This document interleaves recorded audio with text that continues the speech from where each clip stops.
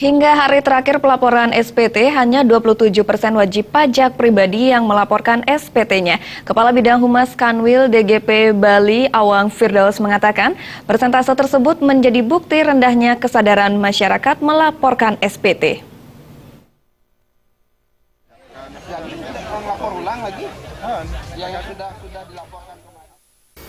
Batas akhir pelaporan SPT wajib pajak pribadi yang ditetapkan 31 Maret ini ternyata baru 27% dari total wajib pajak pribadi di Bali yang melakukan pelaporan.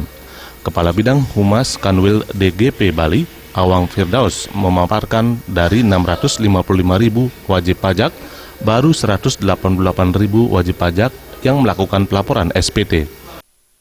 Penyampaian SPT sebenarnya memang masih harus banyak disosialisasikan oleh para pegawai pajak supaya wajib pajak orang pribadi patuh melaporkan kewajiban perpajakan penyampaian pelaporan SPT-nya. Dan kendala yang paling utama mungkin masih banyak wajib pajak orang pribadi yang sampai saat ini belum merasa punya kewajiban untuk melaporkan. Mereka tahu, mereka sudah melaksanakan kewajiban perpajakannya, dipotong oleh pemberi kerja, tetapi mereka belum memiliki kesadaran untuk melaporkan SPT setiap tahun dengan batas akhir penyampaian 31 Maret.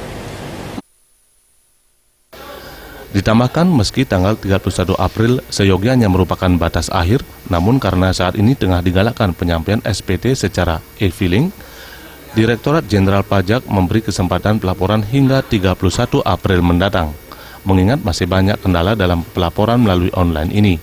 Kondisi ini menurut Awang karena keterbatasan kapasitas server yang tidak bisa digunakan sekaligus oleh ribuan wajib pajak.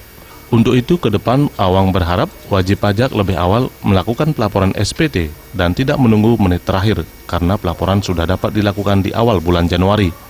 Purnama Bali TV.